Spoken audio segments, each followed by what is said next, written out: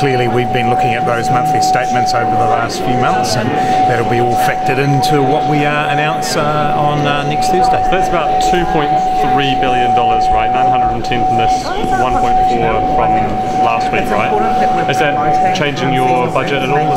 As I say, we've been watching the progress of the government's accounts over the last few months, so we're obviously well aware of that, and reprioritisation money, and we obviously spoke about last week, and you'll be able to see how that all adds up next Thursday. And given that we're looking at the debt-to-GDP ratio is lower than we predicted in the Haifu, is that do you predict it to continue to be beating that Haifu prediction?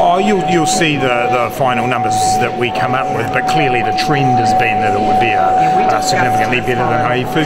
We remain committed to our debt reduction track, which is obviously somewhat slower than the previous governments, because we wanted to invest that money in important things like housing and restarting contributions to the super fund. So if it continues to beat the Haifu, and you say, well, we could continue and pay it, well, get down to 20% by like what, 2020, 2021 rather than 2021, 2022, you'd spend more to... You'll see where we go, but we've remained committed to the budget responsibility rules, and we're very confident we'll meet them. The numbers this morning showed that the government had an extra $1.1 billion surplus, and on the debt reduction target, $2.2 billion less than expected.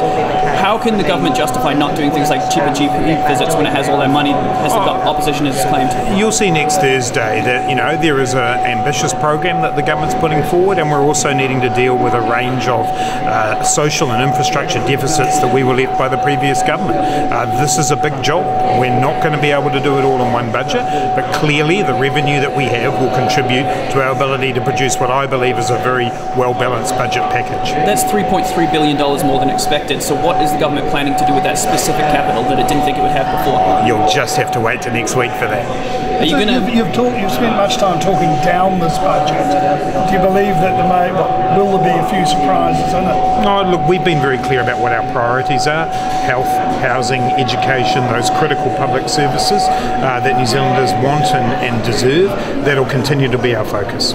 The Australian budget, they're making journalists and punters pay for the food within the hall. Are you planning on doing the same thing for us? Well, I've seriously considered starving you, Jason, yes, but no, we will continue the fine tradition of there being food available to you, and I'm going to be up baking all night to make sure that happens. Winston Peters is making a pre-budget statement tonight, and it's suggested that there'll be more money for the Pacific. Why should we be giving more money to the Pacific? Well, I think, as I said in my speech last week, it's very important for New Zealand that we continue to build strong relationships internationally. That's important for our trade. It's also important for the security and stability of our region. We are very much part of the Pacific. Our economic and social development is closely intertwined. So support for our foreign affairs and for the official development assistance that we give remains an important part of all of those goals. How much has it got to do with the growing Chinese influence in this part? I think it's very important that New Zealand continues to be a key player in the region, that we are one of the largest countries in. There is a lot of scope for us to improve our trade opportunities and to have good influence in the region, and we should take that.